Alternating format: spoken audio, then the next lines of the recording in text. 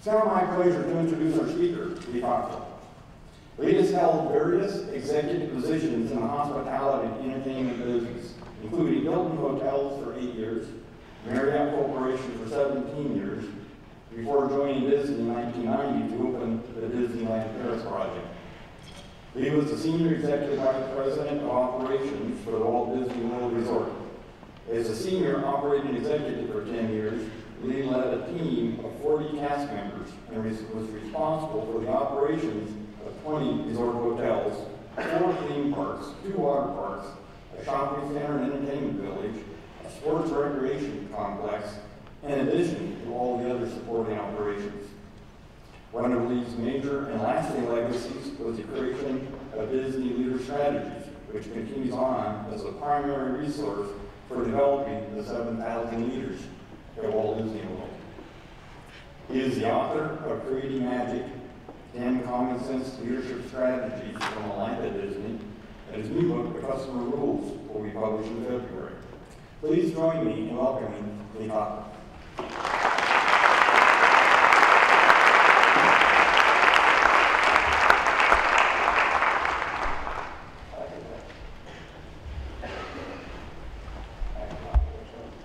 Good afternoon, everyone. Thanks for coming out in the wind and rain. I guess some people aren't here. The storm got them, but they're here. That's the key. Show up in life. I get introduced like that all the time. Lee Cockerell ran Disney World, and he was in charge of all these 50 million visitors and 7,000 managers. And we have 65,000 cast members at Disney World now, running that place every day. And I love it when I get introduced that I was running it. But since I left Disney, I tell the truth, I didn't know what was going on half the time. And I was lost. And the reason I tell you that is those days probably never existed where the head guy knew everything. And in the old days, leadership had 2 or 3 people that told everybody what to do. Nobody was interested in your opinion. And those times have certainly changed. And the reason I was so successful, I didn't know everything, but I had people around me that did. I had the best engineer. We did $750 million a year in capital projects at Walt Disney World. He ran all of that for me. He's a great engineer. We have 4,000 maintenance people. He keeps the place maintained and clean and runs it perfectly. And I didn't even graduate from college. And I have an engineer reporting to me. You can imagine how that went. So I just let him do his job. I had the best retail person. We do $1.2 billion in retail sales. Anybody been to Disney World? Did we get any of your money? That's our main goal, get it all before you leave. Make it magical for you. And anybody that, I know some of you students in here, when you were, especially little girls, princesses, that's how you really make money in retail. We love princesses because we get that first princess dress on, and then all the accessories, and then the shoes, and then the second dress, and we make a ton of money that way. And it's great, and your parents love it. Third thing, I had the best food guy. He was fabulous. You know, I talk about retail. I go shopping, but I'm not an expert. I need people to really know that business. Food, 250 places to eat at Walt Disney World. It's a very complex business, low margin business, all food safety, all these issues you got to pay attention to. And this guy did a great job. Even though I was in food for 25 years, this guy was better than I was. One day I was giving this talk, somebody said, well, if you got all these people running the business for you, then what do you do? And I tell you what, that may be the most important message I give you today, to be able to answer that question. When your boss one day says, what do you do? Why should I keep you? What value do you bring to this organization? Why shouldn't I outsource your job? Why shouldn't I give your responsibilities to somebody else and eliminate a position? And I tell you, I've always known what I did, and I think that's the key. If I had to tell you one thing today, I told some groups earlier today, the most important thing you can think about every day is how you spend your time. How you spend your time in your job, right now in your education, in your personal life, in your family life. I'm really focused on time management and making sure I'm doing the right things and I'm spending my time in the right place, making the right difference in my life. And I'll tell you more about that in a minute. But how you spend your time is really vital. And I want you to really think deeply about that. You don't have as much time as you think you do. And you can be focused on the really important things that matter. So I said, I did what I did. Mainly, I spent my time in 3 areas. Not in engineering. I've got an engineer running that. I don't need to be over there dealing with that. I had a good retail person. I didn't spend my time there. I had a good food person. I was in charge of security. 1,200 security people. I had a great security guy running all of that. Transportation. We have over 1,000 bus drivers. at Disney World, and boats and monorails. I had experts running that business for me. And people said, what do you do? I spent my time in 3 areas. First place I spent my time was being very connected, involved about who we hire and how we hire them and how we promote people. Getting the right people into the organization. We have a lot of systems to do that today. Even today, if you want to work at Walt Disney World, you've got to go on the internet and answer 136 questions about yourself and even see if you're going to get an interview. We want to know if you have a big personality. Can you take care of our guests in the 90-degree heat all day long and stay cheerful and happy? And, we promise magic down there, so we need magical employees to take care of things. If you get through that interview, you get to go over to the casting center and fill out an application. But before you fill out that application, you get to watch a film about Disney expectations for working at Walt Disney World. And this film is very clear. It's about clarity. It starts off with being on time to work, hospitality, not being rude to our guests, natural hair color, no piercings, no visible tattoos. It's like being in the Army. After that film is over, 25% of the people get up and leave without filling out an application. They don't want to work there when they hear how clear it is. And with clarity, we tell them what it takes to work at Disney World. I can tell you right now, in your life, in your business, in your family, if you want to get excellence, raise your expectations. Too many businesses don't have high expectations. Employees today will do what you want them to do if the leaders will just tell them what you want them to do. We have no issues with rudeness at Disney World. The chances you running into a rude cast member at Disney World is almost 0. That's not the case in many businesses. Why is that? Because of clarity. We're so clear with people when we hire them that we don't have this problem. We don't have to deal with it. We're very careful about who we hire. I tell people, Disney World's the happiest place on earth or else. So, I don't know if your parents ever told you or else when you were growing up. Did your mother ever say be home at 11 o'clock or else? My mother was like that. I didn't want to find out what that meant. But I will tell you, clarity is the name of the game. If somebody told me to give one definition of communication, it's clarity. When you have a conversation with somebody, when you communicate with people, if there's total clarity, both people understand what's going on, and there's total clarity. That's communication. And we do that well. Actually, we even tell people you don't have to be happy to work at Disney World, you have to act happy. So we want people, that's what we offer, that's what we sell, it's happiness. People come down and pay a lot to be happy for a weekend. Our cast members are aware of that. So we execute very well by hiring the right people. One of the most important things you all will do as leaders in business, or in any business, the faculty here, picking the right people, and being careful, take your time, get in the right people. Second place I spent my time was training. Everybody got trained at Disney World. That's really the silver bullet of Disney World, is training. We train our people and we test them. You get trained and tested. We want to make sure you know what you're doing. We don't practice on our guests. We don't send cast members out because we know they know what they're doing, unlike a lot of companies do. So training and testing. And it's one of the most important things. Bill Marriott told me when I worked for Marriott, the only way you get excellence in an organization is through training and enforcement. Train your people and then enforce the training. So you get consistency. A lot of people don't enforce the training. And the third place I spent my time, tried to be a good role model for all of this, for the 7,000 managers and the 65,000 cast members. Because my goal was really to be working on creating an environment and a culture where everyone matters and they know they matter. You think it's important to know you matter? You think it's important for everybody to know they matter in life? This is the key thing for human beings, to know you matter. And we work hard on that culture at Walt Disney World. And I will tell you, at the end of the day, that's one of your main responsibilities when you're a leader, to create the right culture and the right environment. So 65,000 people wake up in the morning and want to come to work, not have to come for the paycheck. There's a big difference between wanting to come in because they're proud of where you work, they're proud of how they take care of you, how they respect you, include you, listen to you, involve you, ask your opinion, train you, develop you, all of those things. That's what we focus on. And I can tell you the reason I don't have to worry about engineering if I help people hire the right people, train them, and create this culture. And I will tell you, culture is not part of the game, it is the game. I don't care what business, the culture of this university is the game. Culture of any business, the culture really matters. And we're aware of that, we pay attention to that. and it ends up getting you great results through more profit, less turnover, less internal theft, more guest satisfaction, more repeat business. All of those things happen. There's a good business reason for hiring the right people, training them, and then creating the right culture and treating people respectfully. So that's where I spend my time, those three areas. And I will tell you, when you get into business, make sure you pick the areas where you can make the most difference and spend your time there. Don't hire great people and then micromanage them. Be looking over the shoulder every day, making them come to you for approval for everything. Hire great people, you don't have to do that. Great people are wired. They don't need you standing prison guard over them. When you hire people who aren't great, then you have a problem. So that left me free to work on the bigger things while they were in their business. After that, I had 4 areas I focused on with our managers at Disney World. And the same 4 things you should be focused on in your career. Competence. You got to be competent. First, you got to have technical competence.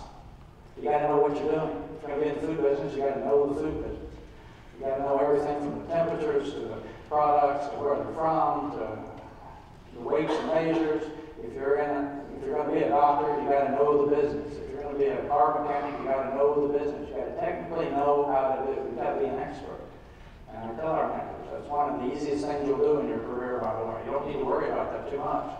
Because now you're going to school, you're getting an education, you hopefully pick a major that you're going to really enjoy. And then you're going to go to seminars, you're going to read about it, you're going to be on the internet studying it, you're going to have friends that are in that business, and most of all, you're going to get experience. The more experience you get, you improve. You improve. So technical competence kind of takes care of itself, but you got to make sure you're staying on top of it. That you're always learning, staying up with the latest things that are going on. Second, management competence.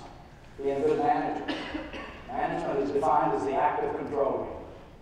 Active controlling. When you're a manager, you're supposed to be keeping whatever you're managing under control. If you're a project manager, that means safety, on time, on budget. That's management. That's management. And this is the one thing I worry about the most when I work on at Disney World. Most people are so disorganized, it's unbelievable. Most people are not picking the right priorities of what they're going to be working on and doing in their life. It's unbelievable. And I will tell you, I asked the group this morning, does anybody have an iPhone or a BlackBerry in your pocket? Anybody got one of these? This is the beginning of the end for time management. Now people are fooling around, watching movies, Twittering their life away, Facebook friends, and all this stuff, and they're not taking care of their health, they're not taking care of their relationships, they're not, all the things that should be done. People waste a lot of time on these. Now, do I love my BlackBerry? Yes. I'm going to get an iPhone too, but I have one in each pocket. When I lose my BlackBerry for even 1 minute, it's like losing your child at Walmart. I just get sick in my stomach. You ever lose your phone and just can't stand it? Sure, I like it, but it's good for certain things. It's good for email for me when I'm traveling. It's good for contact us. I have over 3,000 contacts in here. I've got their email address, I've got their phone number. It's good for phone calls. But using this as a checklist, kind of to get things done that you should be working on in your life, is not very effective. And I always ask every audience, is anybody in this audience old enough to remember paper? Anybody remember paper? This is paper. I know most of you are too young to remember, but people used to use it. And it's called a planner. And I will tell you again, if you want to get real effective in your life, get yourself a planner. Because what happens when you go to a meeting? What do they do to tell you? What do they tell you to do with your iPhone today? Turn it off. Right? They never tell you to turn this off. In fact, I open this up when I'm in a meeting. I can take notes in it. I can look at my calendar. I can look at what's next on my schedule. I can actually act like I'm paying attention. I can get some plan my vacation when I'm in a boring meeting. A planner. In the planner says to do today. I'm not going to give you a time management class today, but I'll tell you, if you ever get yourself a planner and every day you wake up and you think about 3 things, you'll start to be more effective. Number 1, think about yesterday, what you didn't do so well, what you ought to go back and fix. That client you need to call back, that professor you need to go see, something you need to tell your boss before he sends the email up to the board of your company. Think about yesterday, what you didn't do well, and fix it right away before it bites you. Because we're all busy. We don't do as good a job every day as we should do. And on the way home and on the way back at night, in the middle of the night, we wake up and we think about these things. Write them down, fix them. Second thing you think about are the responsibilities each one of you have in your life. Everybody in this room's got a different list. If you're a student, you probably got less than your main responsibility right now is to graduate. I'm sure your parents told you that in 4 years. And that's what I told my son. I told him I was only paying for 4 years. He came close. It was a close call, but he made it to summer school one summer. Think about your responsibilities. Get them in here. What are they?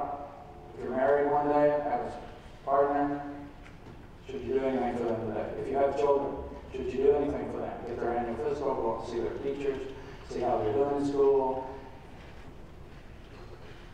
go to their soccer game, be at the right places, talk to them about the birds and the bees before it's too late. You talk about time management problem. You miss that one, your life will really be a mess. And when your kids are 8 or 9 years old, you better be talking to them. Get these things done, check them off.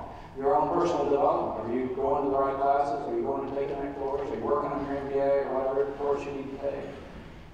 Your retirement. Have you got that in here? Do you really know what the number is going to be when you get to retirement age? You're going to make it? 90% of Americans retire with a negative net worth because they don't get started. They don't have a system in place to get their high priority stuff done in their life. Many think your health. Anybody think your health is your own responsibility? Maybe find your health in here. Do you schedule your exercise? Workout. My wife and I have a program. We do super slow zone. It's weight training with a trainer twice a week. It's called super slow zone because over the years, we've been doing it for years, they keep taking the weight up. So you're on an Nautilus machine. If you're doing a chest press, you have to do 10-second moves. That's a long time. And 10 seconds back. And they keep raising the weight until you fail at 3 minutes. And then if you can do it later on, they raise the weight again. It's torture for 20 minutes twice a week. My wife and I named it rehab, so we don't have to go to rehab one day. Because one day, if you get old and you fall and break your hip, half those people die. The other half end up with a walker, hip replacement, wheelchair. So we're pretty sure we're going to fall, but we're going to get up because it's about bone density. And this is about time management. Doing the things now that pay off later. Do the things now so you don't fall and break your hip when you're 70, 75, 80 years old. Don't smoke now because it'll pay off later. Exercise. It'll pay off later. Go take new classes. Get your MBA. It pays off later. Get your retirement fund. Thinking about that. It pays off later. Many things in America you need to be doing to pay off later. Most Americans don't like that. We like instant gratification. We like instant payback. But can you find the long-range things in here? The things that really matter. And that's the way you think about it. Every day, you ought to be thinking about what should I be working on this week, this month, that won't pay off for 5, 10, 15, 20 years. Those are the big things in your life that are going to really make a difference. That's going to give you the edge. What are you working on now so you get that job you apply for 10 years from now? Not the next job, the job 10 years from now. It may mean you have to go get a finance degree. You may have to get some experience in marketing. You may have to take an assignment in another country, another state, another place. One day, the job's open, they look at your resume, you've done all those things over 10 years. This is how it pays off. Instead of your boss saying, if you'd have done these things over the last 10 years, you'd have got the job, but unfortunately, we got another candidate. So time management competency. Third, technological competency. Really staying up with technology as you get older. Now, you're younger now, but it's hard to stay up. There are people coming behind you that are going to know more than you do. It's just the way it works in life. If you don't stay up, you get behind. And technology is going to be the name of the game. And employers are going to want to know that you're staying up. Not only that you come in with good technology skills, but can you keep up with them? And last is leadership competency. Are you going to be that kind of leader that makes a difference so people wake up in the morning and they're glad they work for you? Even though you're tough, you're hard, you're demanding, you want great results, attention to detail. Everybody talks about you, know what a pain you are, but they trust you.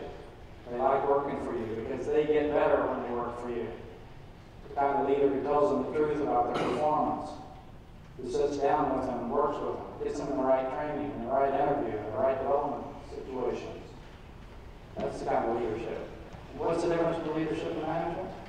I do a lot of work for the Army. I've been working with the Army for about 12 years.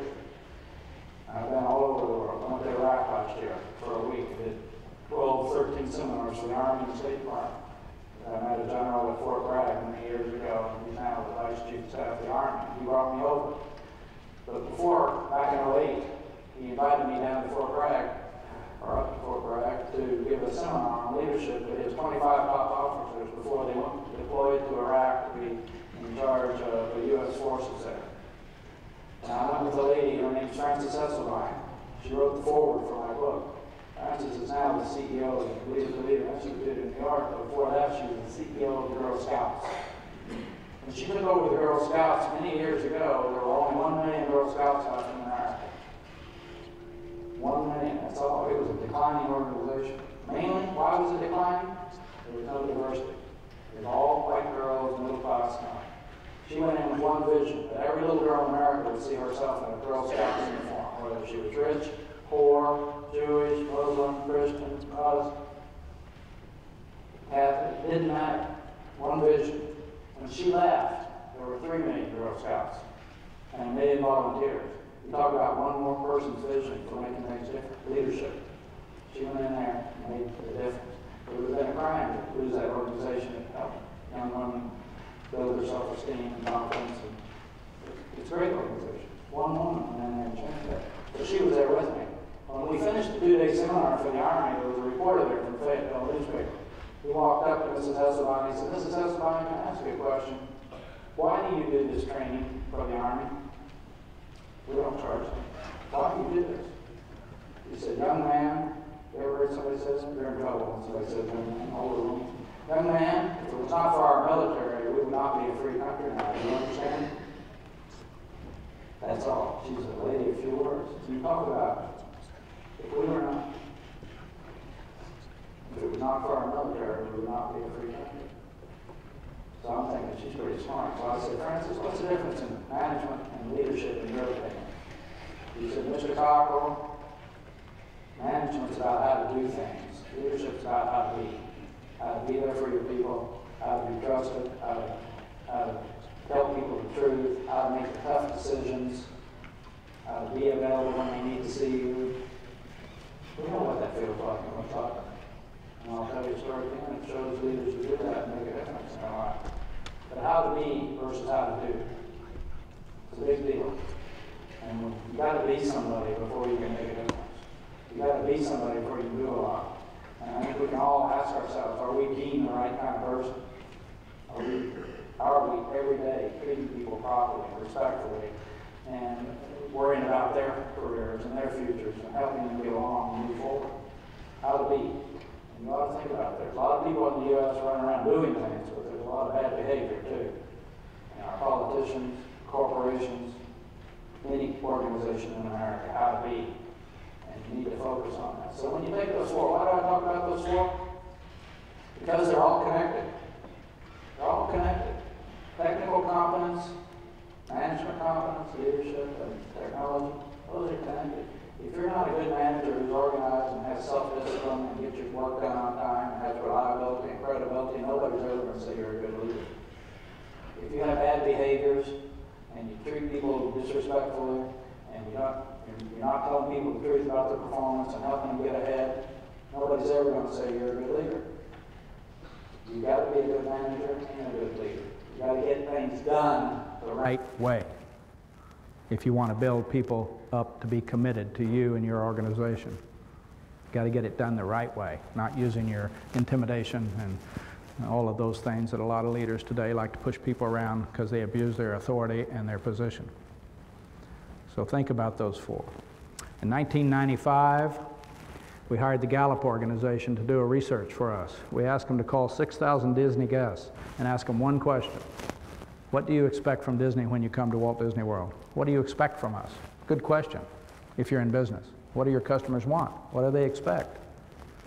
Sometimes you get these surveys and it's like 100 questions, when really all we need to know is what do they expect and are we providing it? They did the research, it came back, and it had nothing to do with Mickey Mouse or Cinderella or the attractions or the shows or the hotel theming or the park theming, none of that. We call these today the 4 guest expectations at Disney. This is what guests expect. I can guarantee you, I don't care what business you go into, these are the same 4 for a hospital, a patient expectations, student expectations, right here in this school, expectations when you buy an insurance policy, any business, the grocery store. The first thing they said, when we come to Disney, make me feel special. You think it's important to make your customers feel special? This is the key. Figure out a way to make your customers feel special. Address them, acknowledge them the minute they walk in the door, go out of your way to be friendly and take care of them, pay attention to their children, all the things we can do to make people feel special. One of the ways is to listen to them and pay attention to them. Second thing they told us is, treat me as an individual when I come to Disney World. When we have a problem, help me solve my problem. If I have a child that needs a special diet or we need a special room, don't tell me about your big policies. Take care of us one by one by one. And I will tell you, organizations that learn to personalize and individualize are going to be the winners going forward, because everybody's trying to figure that out. And technology is going to be a big answer to that if we use it in the right way. Personalize and individualize. There's not a person in this room, when you're a customer, doesn't want what you want. So think about how can you individualize for customers, no matter what business you go into.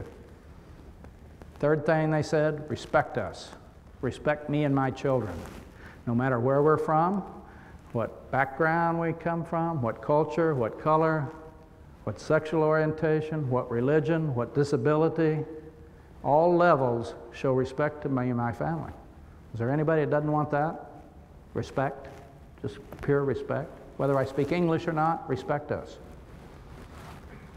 And last, they told us, have knowledgeable people working for you. That's what we expect when we go to a company. Train your people. And a lot of companies don't do that today. They don't do it well. You go into an organization, you get the wrong information, people are not trained, they don't know what they're talking about.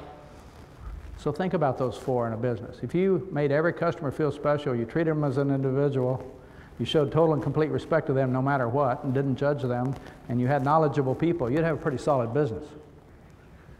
You'd have a pretty solid business. And we now work with those four to develop our policies, our procedures. We ask ourselves, when we put this policy in, is this going to make our guests at Disney feel special? Is this going to enable us to treat them as individuals with this policy we're about to put in?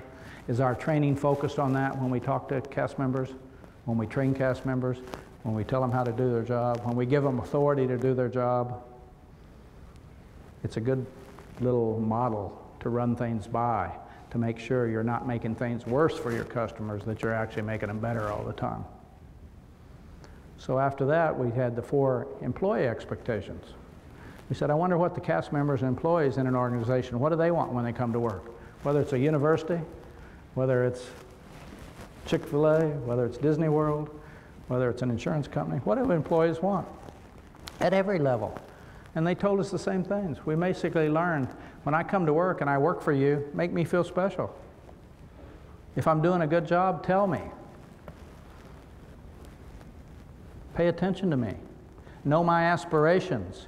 Know what I'm trying to achieve. Help me get there. And these are the kind of things you have to do, which have nothing to do with the technical part of your job. They have the people part of your job. If you're the boss, make people feel special. I tell people, my boss sent me a note once. It said, Dear Lee, you do a great job, you're a great partner, I hope you stay with me for another 15 years. You think I like that? I'm more insecure than anybody. I loved it. I took it home, I showed it to my wife, I took it back to my boss, and I said, Al, I appreciate this, but I'd like to have one of these every 2 weeks. I'm really insecure. He said, I can't give you one every 2 weeks. I said, would you mind dating it and initialing it so I know it's current occasionally? And it's the same thing. People want to know they're appreciated. Make people feel special. Treat people as individuals in your company when they have a daycare problem, their mother has cancer, somebody fell down and broke their hip, have to be off. They need to be off on Wednesdays to go up and see the teachers to help get their kids a tutor in school or whatever. Because let me tell you what, if you haven't had a tragedy in your family yet, don't worry. That train left the station, it'll arrive at your house when you least expect it, and you better hope you're in a company, an organization that helps put their arms around you, and a family that helps you get through these tough times, because we all experience them. And companies that do that, you end up with employees that are more committed and more loyal than you ever could imagine once you help them get through tough times and treat them as individuals. Number 3, same thing. Employees said, respect me, whether I have a 9th grade education, whether I don't speak English, my sexual orientation, what religion I practice. where I went to school, what part of the country I'm from, what country I'm from. Show respect to me. And we really work hard at that at Disney. We have people, our guests come from all over the world. All over the world. And our cast members at Disney are from all over the world. So we focus hard on making everybody, treating people as individuals and showing respect to them. It's a big deal. How do you treat employees, how do you treat customers as individuals even? Having the right food from their country available for them. A lot of simple things, a lot of things. And so after that, the employees told us they expected from the employer for us to train them and develop them. Training and development, two different things. Training's kind of when we go into a room, we learn how to do something.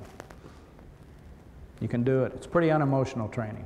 You learn how to do something, there can be 100 people in the room, you learn it together, after that you can do it. That's training. Development's when you're a leader and you have to have those tough conversations with people about their performance, about the way they speak to people in meetings, about inappropriate behavior, sitting down and telling people the truth. That's development. That's what changes people. And in fact, most people don't do that. Hardly. This is the biggest problem in business. People will not tell people the truth about their performance. And I think about that a lot. So when people have children, when your children do something wrong, when do you speak to them? When did your parents speak to you when you came home late? Did they wait till your annual review? Or did they speak to you that night? Dealing with people right now. And it's a responsibility. The reason we do it for our children is because we love them. And if you respect your people, you sit down and you talk to them about performance so they get better. This is one of your main jobs as a leader, to make sure people are hearing the truth about their performance. And I will tell you, most of the time it doesn't happen. The best leaders do it, and in fact, those people won't get better unless you do it. So I think about those things. Are you really helping people get better? Are you training people and developing people? Important issues for you to think about outside your technical skill level of whatever business you happen to be in. And when you think about treating people as individuals and respect, I do a lot of work in the Netherlands for a theme park company over there. It's called Efteling. It opened in 1952. It's based on fairy tales. Cinderella's there, all of them, Seven Dwarfs, Pinocchio. It's a great park. And they recently decided to become a year-round park. They used to be seasonal. So they hired me to go over, and I worked with the managers for about a week, 10 days. And then they wanted me to speak to all of their 5,000 employees before they opened the next day. And from that day on, they were going to be a year-round park. And it was a place like this, big place. The night before I was going to speak, we went to come to see the stage. So we went through the kitchen, which was behind back there. I came in with one of the executives from Efteling, and as we walked in, there was a lady down at the end mopping the floor. This little older woman mopping the floor. The boss didn't say hello to her. He didn't say good evening. He didn't introduce me to her. That was kind of foreign to me. So I walked down to her, way down. I said, "Hi, I'm Lee Cockrell." She said, "I know who you are. I've seen your picture around here. You're going to give a speech tomorrow." I said, "That's right. Are you coming?" She said, "No, I wasn't invited," because she just mopped the floor. She wasn't invited. She came the next day. Oh, I said to her boss, I said, "You don't care if she comes, do you?" He said, "Oh, no, that'd be fine." So he got some training. She got invited. 2 weeks later, I got home. I got this card from her. It was Easter. This lady writes perfect English and Dutch, speaks English perfectly, Dutch perfectly. Her penmanship is better than anybody I know. This card came there. You know what this card says? Just reminding me again, everyone's important. It said, "Dear Mr. Lee, thank you so much for your inspiring words in the theater on the 29th of March. It was so nice to see you that afternoon while I was working in the hall mopping the floor. I felt like Cinderella, remember? But when I went home that night, I felt like a princess. Your words really lifted me up and still do." What she meant is I paid attention to her. That was all. It's a small thing. My real work in the theater is as a hostess or working behind the bar or as a waitress, helping in the cloakroom, and even baking pies in the park if necessary. It's a lot, but I'm learning every day. I hope I will see you again when you visit the Efteling next year. That would be nice. Give my regards to your wife. She must be a strong woman. I was going, what? What's that talking? I showed this to my wife. She said, I know what she means. Don't worry. That's I talk about my wife sometimes in my speeches. Take good care of her. She did that for you for years. Hope to meet you and your family in 2010. You're Cinderella from the F-Lane. Now this reminded me, don't let people be invisible in your life. Don't let people be invisible. We do it every day. Every day we miss opportunities to pay attention to people that are kind of invisible. They may be in the food service, they may be cleaning the bathrooms here, they may be working out in the yards, taking care of the landscaping. They may be homeless even, and we treat them kind of badly. And I had a good lesson. My son told me, you know, this happens all the time because we just get used to it. A homeless guy showed up near my son's house recently. He moved downtown, beautiful home, near a fairly rough area. He said he looked up Saturday morning, there was a homeless guy standing on his sidewalk. He said, my first inclination was to go over and tell him that to move along. He said, but I didn't. I went over and started talking to him. And you always learn things when you talk to people. The guy had a job 3 years ago. Then the economy collapsed. He lost his job. He told my son, he said, you know, when I was a teenager, I used drugs and alcohol a lot. And he said, let me tell you, look, today, he said, I lost my job, then I lost my family. My wife left, took the kids. Didn't have a job. Now I have no family. I started using drugs and alcohol again, and now I can't get a job. I'm on the street. And my son said, well, you want to work? He said, yes. We put him in the yard, worked for 2 hours. My son gave him $40. Said, would you like a Coke before you leave, to drink something cold? He said, no, I haven't eaten today. I don't want the caffeine. He went in, made him a lunch, gave it to him. This man said, do you mind if I speak to your son, my grandson who was 16 at the time, before I leave? My son said, sure, go ahead. He walked up to my grandson who's 6'3" and says, young man, let me tell you something. Drugs and alcohol does not discriminate. See me? I made a lot of bad choices when I was your age. Now, 2 things happened that day. We talked about this. My grandson will never forget that as long as he lives, that man speaking to him. And second, he saw his father being kind to somebody. And let me tell you what, in leadership, be careful what you say and do. Everyone is watching you and judging you every day. Be careful around your children. Be careful what you say and do. Be careful at work. Your reputation is a big one. I don't know how many of you believe you have a reputation in here, but you do. In matter of fact, you have many reputations. You have a reputation with every person who knows you. Be careful about that. Be careful what you say and do. Everyone's watching and judging you every single day. That's one of the things I really paid attention to as I was walking Disney, walking around, paying attention to everybody. And it's hard. It's not easy, but it's expected. If you're going to be a good leader, you got to do it. If you're going to be a good parent, you got to really pay attention to being careful what you say in front of your children, what you do. That's a leadership issue. In fact, I think mothers are probably the best leaders in the world. I'm going to write another book. It's going to be called Manage Like a Mother. Any of you have one of those mothers? My mother was like a terrorist. My brother and I left as quick as we could after we graduated from high school. She was tough. And I think back about it. She was tough because she loved us. And the rules were clear. And she managed like a mother. And she loved us, and she told us that, and sometimes she kicked our little rear ends. Because mothers have a long-term vision. I love mothers because mothers don't care if you're happy. And that's your problem. Fathers want you to be happy. Mothers don't care if you're happy. They have a long-term vision when you're born, and that's that you leave home. So they got to do a lot of things in between. They got to teach you to read, they got to hug you, they got to build your self-confidence, self-esteem, help you believe in yourself.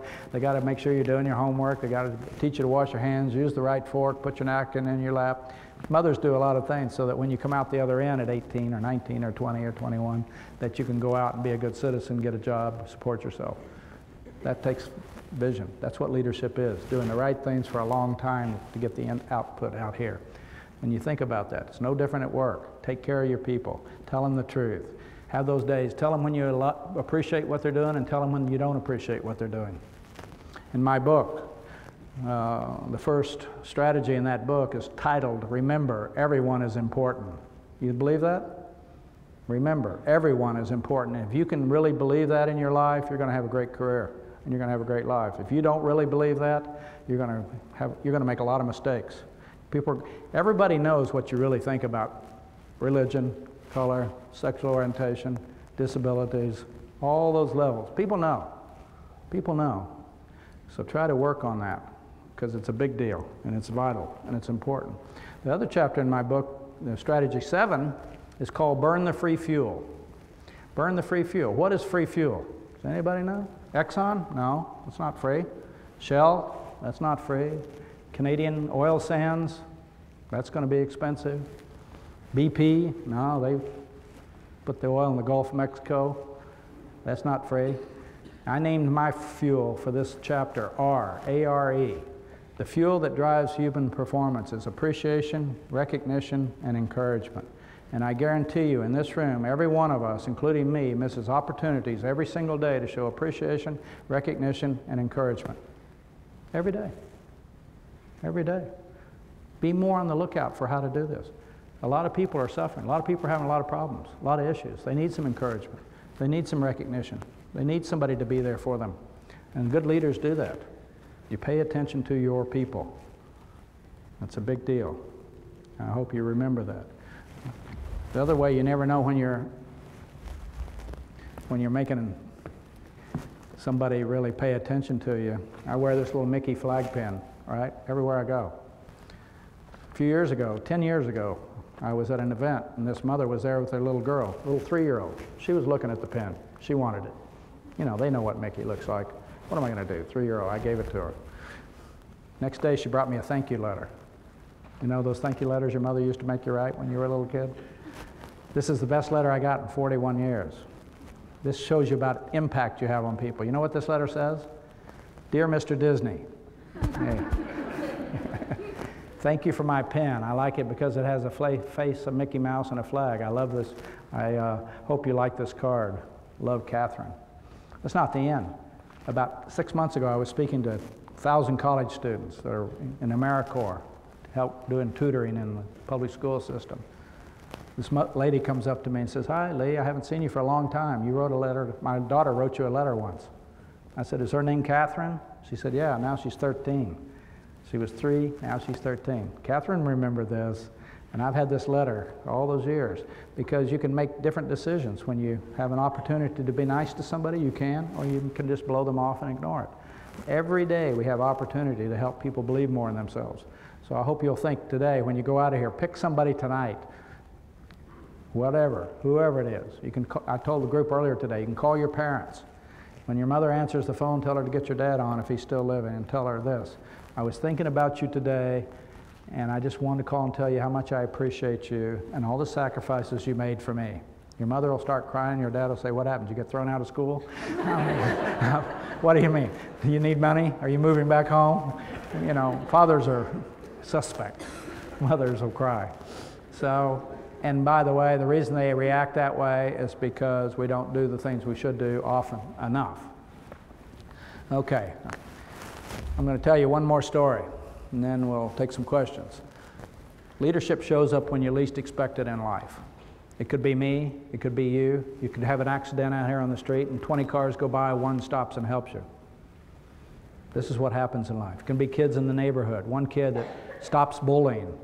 They're bullying some kid, and one of the kids stops it. Leadership. People that do the right things at the right time because it's right. And we need more of that. My wife got sick in 2008. Some of you heard that story while I was here this week. She got very sick. She has diverticulitis. She got very sick. She was taking antibiotics. She came to me on a Sunday, said, "Take me to the hospital. My stomach's really hurting." Time we got to the hospital, she couldn't even sit in a chair. She was on the floor. They found 2 abscesses on her colon, put her in the hospital for 2 weeks. Took 2 weeks to clear up enough to go home. Time we got home, in that 2 or 3 months, she really got better and better and better. Everything was cool. She was all healed up. Everything was fine. Doctor says you need to have a piece of your sigmoid colon removed, suction like that. We scheduled that for August 6, 2008.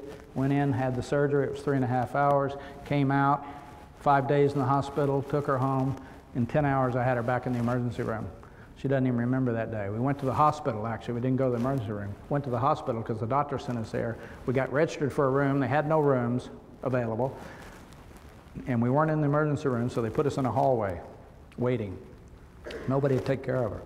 First leader came by, a doctor, out of the emergency room. I stopped him. I told him what was going on. I said, "Can you put an IV in my wife? She needs some help here. Nobody's taking care of her." He said, "I'm not supposed to." I said, I know, but will you? He did. That's the guy. He broke the policy. He might have saved her life.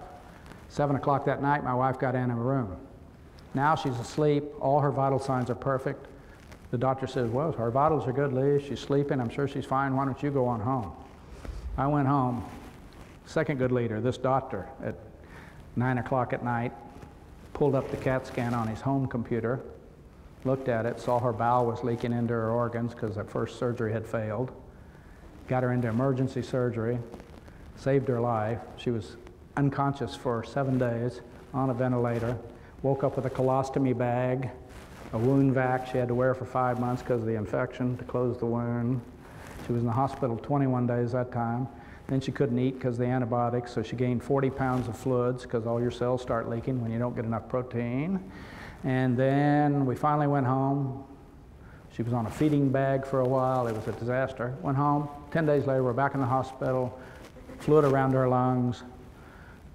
We're again there again. Tubes in her, all this stuff. I mean, she ended up in the hospital 64 days. The bill was $700,000. It was like our life was like this, went off the end. So, slowly, I had to take care of her.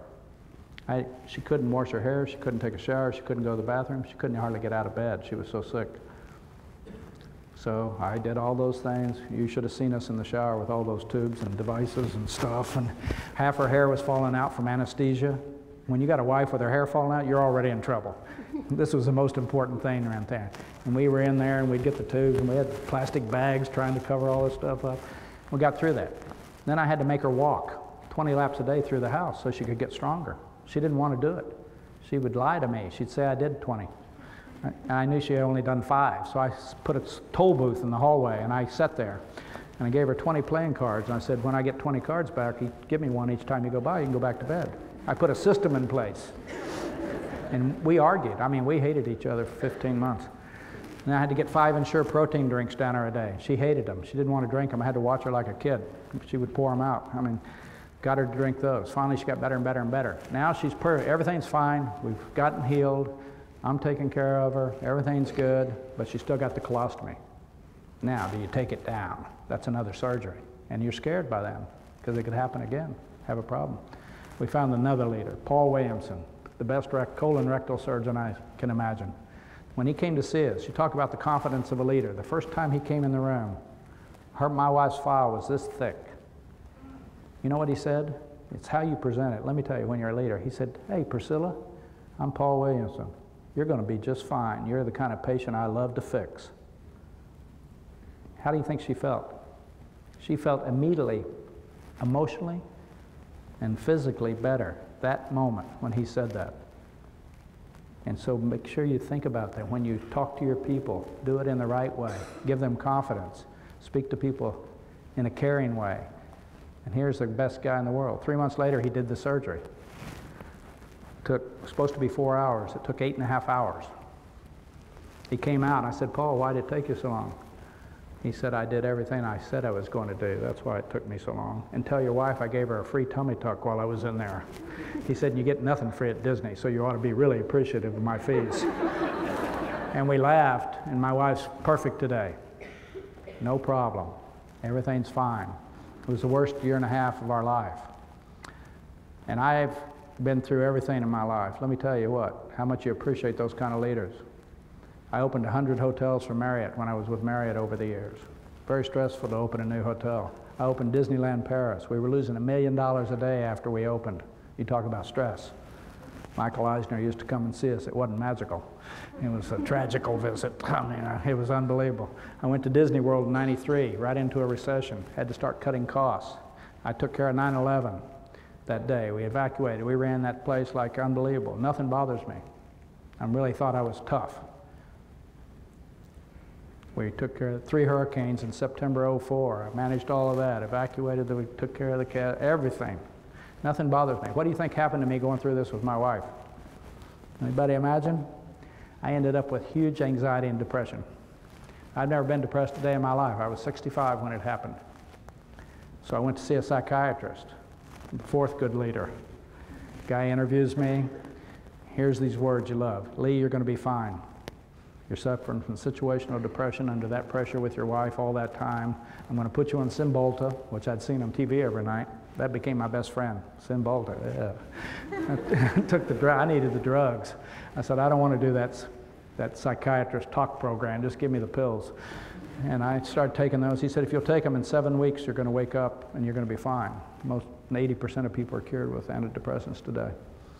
Took them for 7 weeks. I woke up one morning, it was over. That was almost 3 years ago, and I'm fine now. But I think about those 4 people.